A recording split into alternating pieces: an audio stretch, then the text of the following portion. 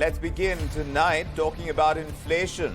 Now, the wholesale price-based inflation, which is WPI, has moderated. It's gone down to 13.9%, this for the month of July, against almost 15.2% that was recorded and reported in the month of June.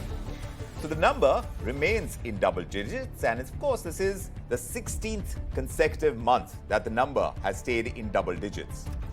Inflation in food articles in that food article basket in July has come in at 10.7%, and the inflation in the manufactured goods segment has gone down by 0.42%. So the significant decline that we are seeing in WPI is on the back of lower food prices, lower metal prices, lower chemical prices as well. So a lot of the lowering of prices on several commodities is helping the cause of inflation. It's perhaps going to cool down further.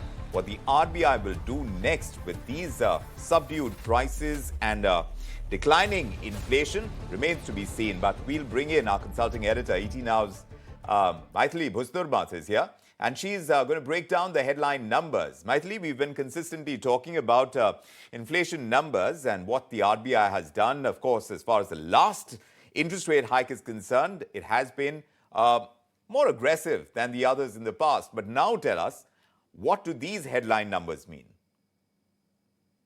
It is a fact that on the inflation front, the improvement, I won't call it good news. It does continue, because after the fall in the retail price index and the CPI to below 7% in July, the wholesale price index is also now down to 13.93, down from 15.18 in the month of June. But the fact is that this is on a fairly high base. In July 21, WPI was 11.57, so it is fairly high. So that we need to keep that caveat in mind. The other caveat really is that the May number for WPI, which came in initially at 15.88, has now been revised upwards to 16.63. So we have to keep these two caveats in mind while we are happy to see the WPI come down. As I said, it's only an improvement. It's not yet good news, because a lot depends on how things pan out going forward. As you mentioned, oil prices now around $95 to a barrel. But one really cannot say how things pan out, because yes, there are fears of a recession. But if, as the winter months progress and as the war in Ukraine continues, we could see gas prices, oil prices again shoot up. So as of now, it's much too early to say. But so far, the trend is good news. The other good news, as you mentioned, is the fact that food inflation, vegetable prices have come down. But the monsoon months, the summer months have never been good news for vegetable and food, fruit prices, vegetable prices, cereal prices. So one really does not know, given that the spatial distribution of monsoon is also very important. So as of now, fingers crossed, good news to start with. But whether it continues depends on a whole lot of factors, particularly external factors, the weakening of the rupee versus the dollar. So too many imponderables up in the air. So as of now, yes, one cheer, not even two or three. Okay, a small cheer in these inflationary times is definitely something to celebrate a little bit, at least. Maithili, give us that. Thanks very much for joining us tonight. Of course, sources are telling us here at ET Now that the central government may now look to ban the export of rice amidst rising concerns around production in the country. So, not good news on the rice production front. This even as India's rice exports have gone up 43% in June.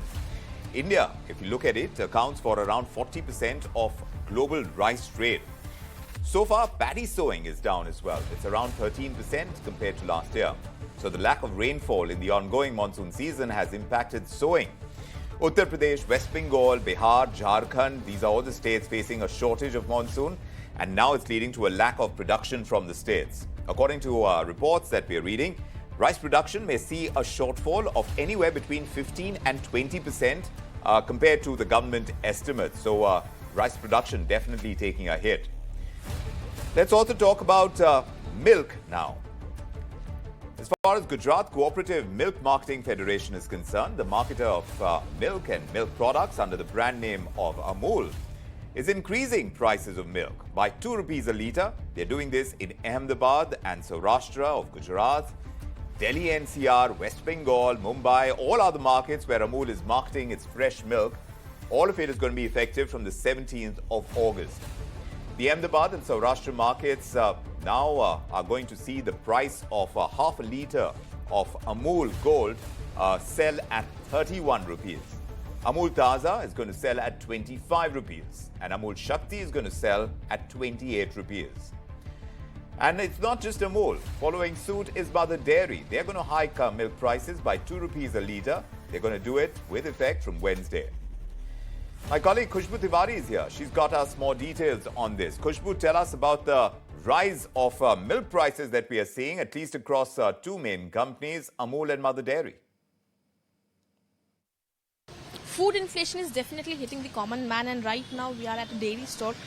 The news is that Amul and Mother Dairy, the biggest milk suppliers and milk distributors in India, are increasing the prices henceforth from 17th August, that is from tomorrow onwards. 1 litre of milk either from Amul or from Mother Dairy will cost you 2 rupees more, and this is the second hike within 6 months that both these companies have taken. Before this, they had taken an increase of rupees 2 per litre effective from 1st March 2022. Amul has said in its statement that because of the rising operational costs and overall costs, the feed prices that have increased for the cattle, they had to take this kind of an increase. They have said that they have only taken 4% rise in their MRP prices.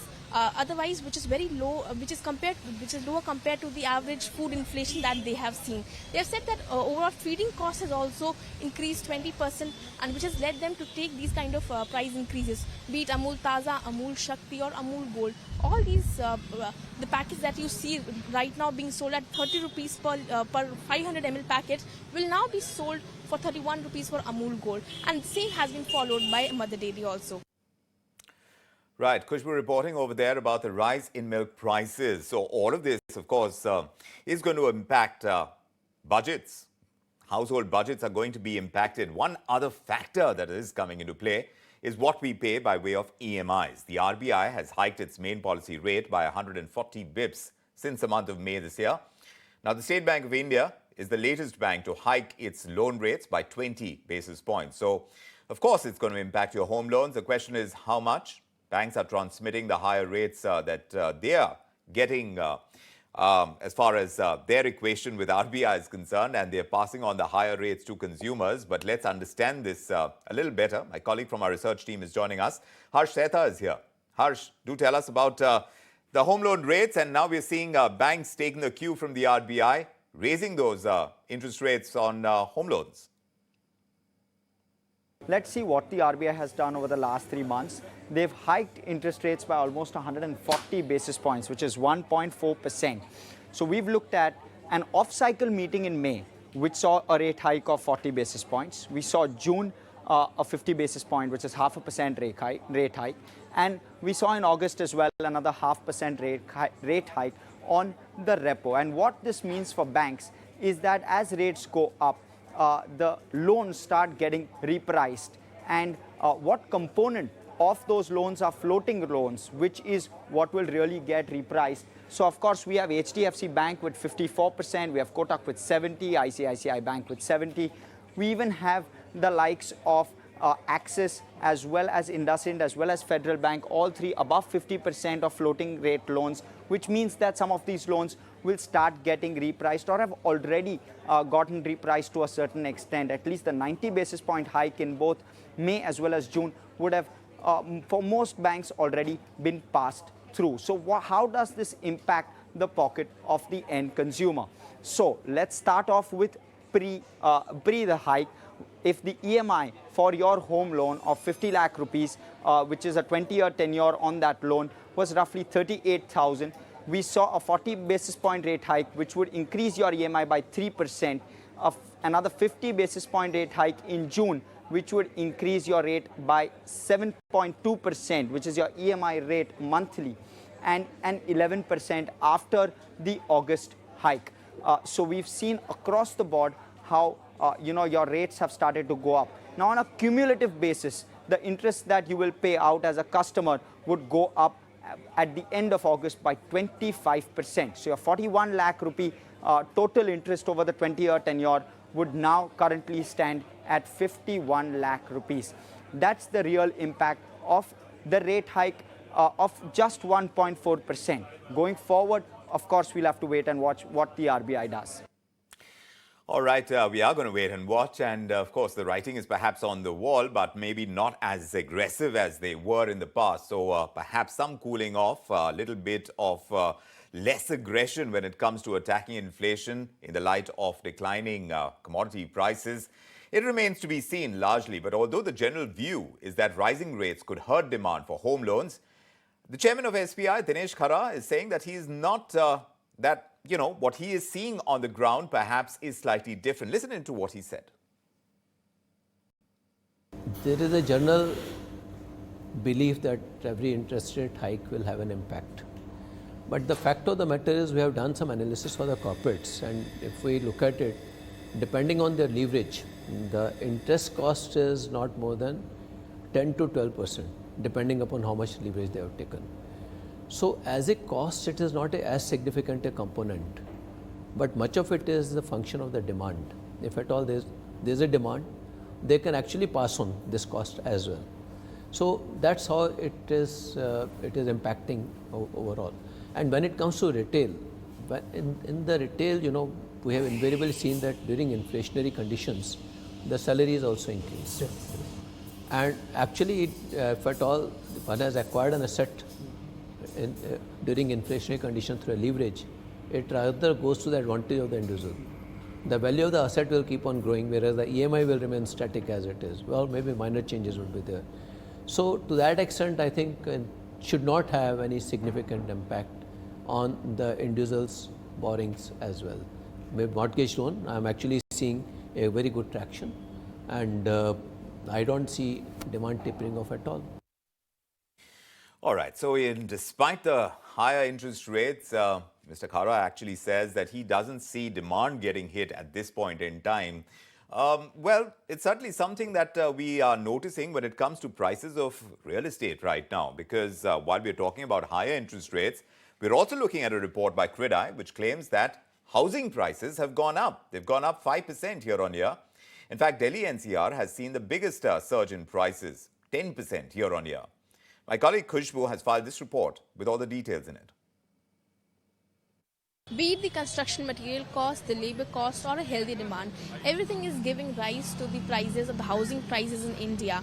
Overall, as against the second quarter of previous year, this year, there's been a rise of 5% in the housing prices for all 8 cities that have been surveyed in the report by CREDAI and Colliers and Lysis for us. The report says that Delhi NCR has witnessed the highest price increase year on year at 10%. After Delhi NCR, it is the Ahmedabad, Hyderabad and Kolkata markets that have witnessed 9 to 8% of uptick in the housing prices as against the previous year. Meanwhile, in Mumbai region, the Mumbai metropolitan region, there's been a 1% increase in as against the year-on-year prices, but the inventories and the unsold inventory is still high in Mumbai, at the highest share of it being at 36% in the overall market, followed by Delhi NCR at 14% and Pune at 13%.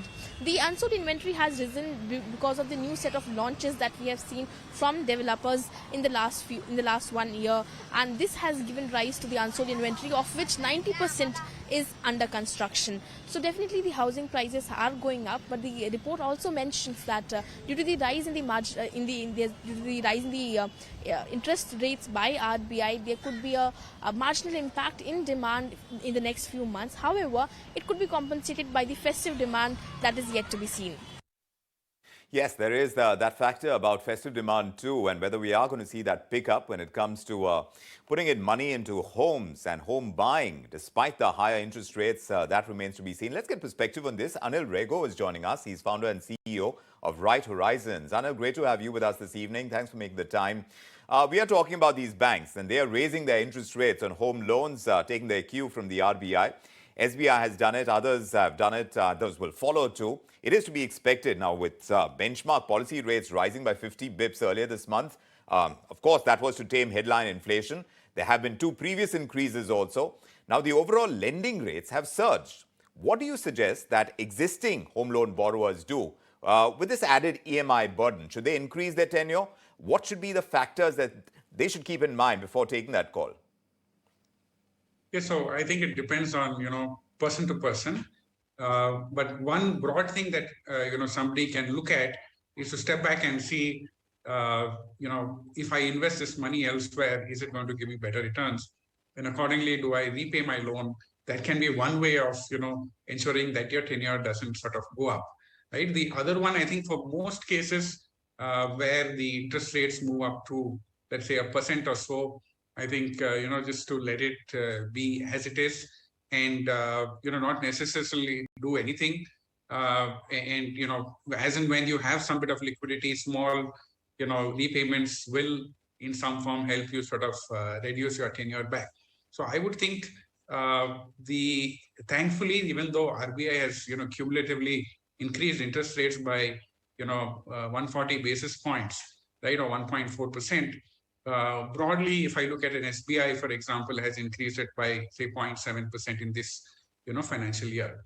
So it's not too bad for home loan, buyers. Okay, and so what I would suggest is just let it be for some time. If it continues to rise, then you could come back and make top-ups or repayments to your home loan.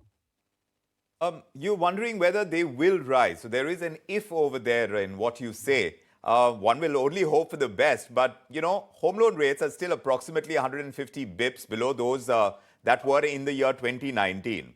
Inflation, though, is rising. It's rising, though there is a recent decline.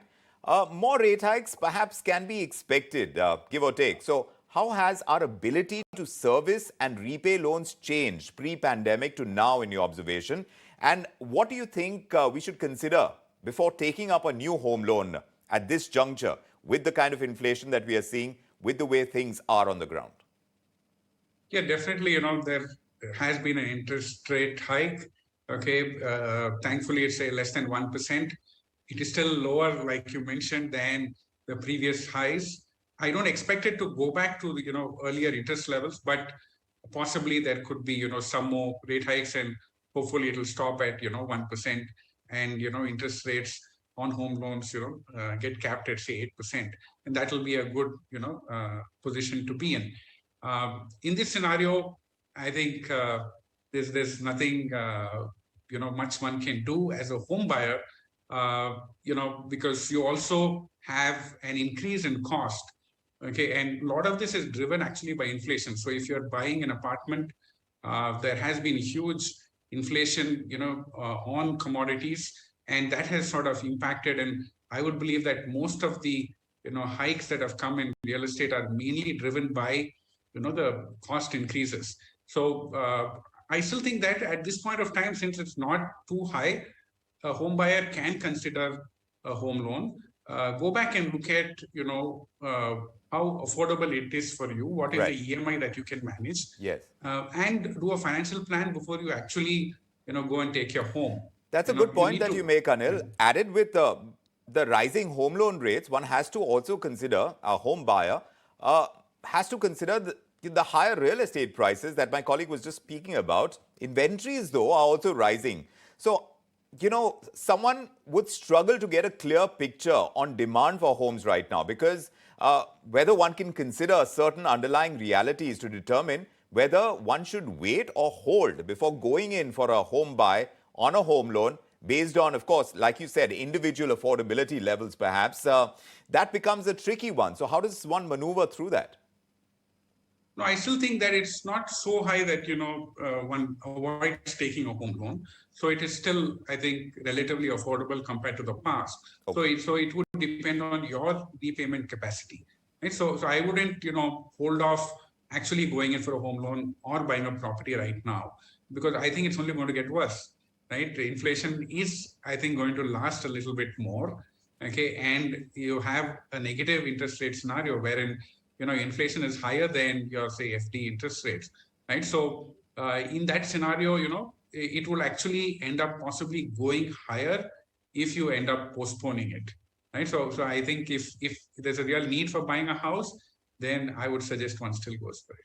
But you also look at it from the purpose of a home loan is a good investment as well. You think of it as buying a home, but also a loan when it comes to it is a good loan when you can actually use your reserves to park money into the equity markets. Would you still suggest that in current times? Yeah, so normally what happens is, if you go and do a very high down payment and buy the property yourself, okay, you'll find that you're not able to diversify and all that you have is your house, right? And I think home prices are not going to grow up like we saw in the past at, very, very good rates. Okay, so it may not make sense to really put all your capital into, say, real estate, which is why taking a home loan is good, especially if you also have a tax benefit. Now, that is something that you should, look at it. And if you're, let's say, both husband and wife can sort of break it up and take, part of the, interest benefit there. Okay, and it may make sense along with, the tax benefit. That makes excellent advice. Thank you very much, Anil Rego, for joining us with your perspective on rising interest rates on home loans. We'll keep tracking it and hope for better times.